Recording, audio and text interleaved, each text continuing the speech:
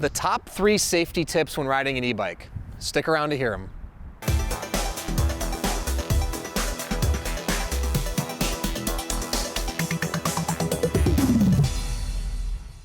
Hey everyone, I'm Dustin. I'm nearly 20 years experience in the bike and e-bike industry, and today I'm with Jennifer. Jennifer is an expert in e-bike safety, has actually put together her own curriculum on educating children and adults about e-bike safety and rules of the road. And today she's going to share with us the top 3 most important e-bike safety tips. But before we get into it, hit the subscribe button below, stay in touch with us here at 630. Be the first to know about all the new content we're putting out, giveaways we're doing, and of course, new product releases. All right, Jennifer, thanks for joining us today. And e-bike safety is a hot topic, which what inspired you to put together education to keep especially our children safe out there on their e-bikes, and adults, of course. So now, in your opinion, you don't have to give them any specific order, or maybe you want to. What's your number 3 most important e-bike safety tip when out there riding? I would say don't ride with a passenger on the back of your bike. Even if the company has deemed your bike passenger approved, it is just not safe to balance someone else's weight and your own weight on a vehicle.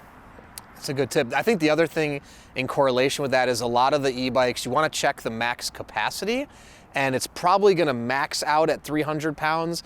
And if you've got 2 high school kids on there, you know, they're 160, 170 pounds, they're going to be pushing that weight limit, probably not even paying attention to that. And it also really affects the steering of a bike and the balance of an e-bike. E-bikes are already heavy, and you add someone on the back, the stopping becomes more difficult, the steering becomes more difficult. You could even just put a basket on the back with some weight in it, and you'll still feel the difference, and the handlebars pull. All right, so number 3 tip, ride without a passenger. Number 2, what's your tip? Number 2, I would basically stick with being predictable.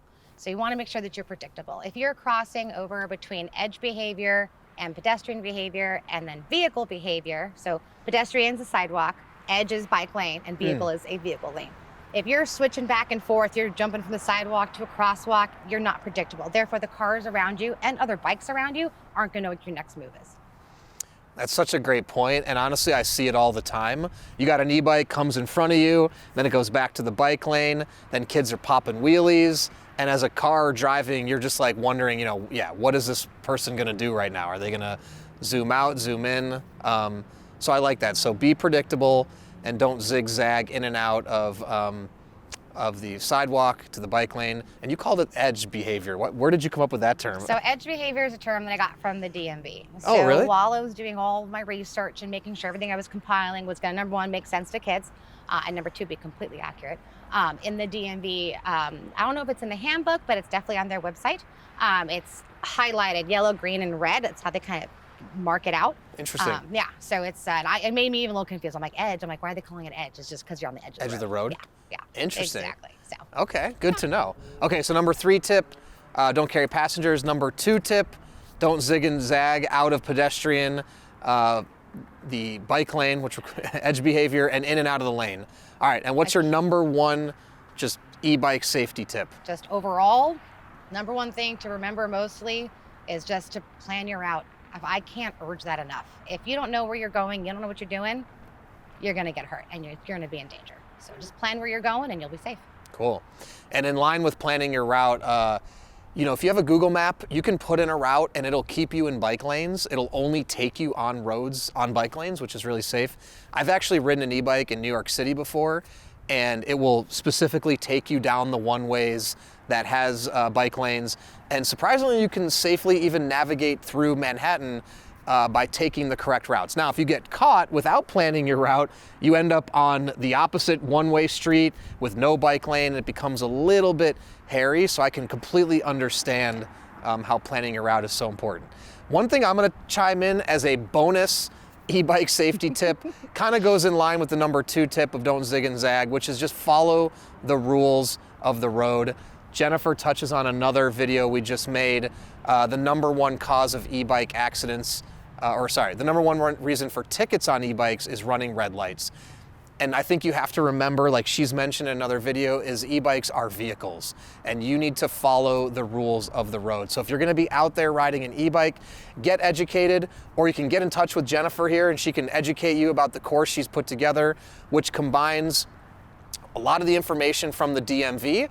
You can go on the website, download it yourself, or again, get educated by someone like Jennifer. She's got some curriculum from the DMV and also the San Diego Bike Coalition to put together the most important principles to educate children and adults about when it comes to e-bikes. So if you have any other questions at all, again, comment below.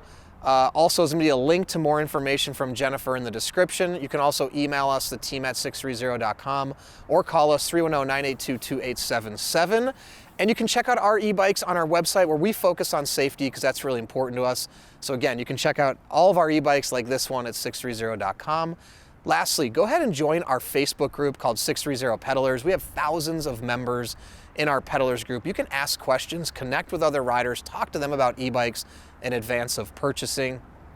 It's a lot of fun. So thanks for sticking around, and don't forget, it's your journey, your experience. Enjoy the ride.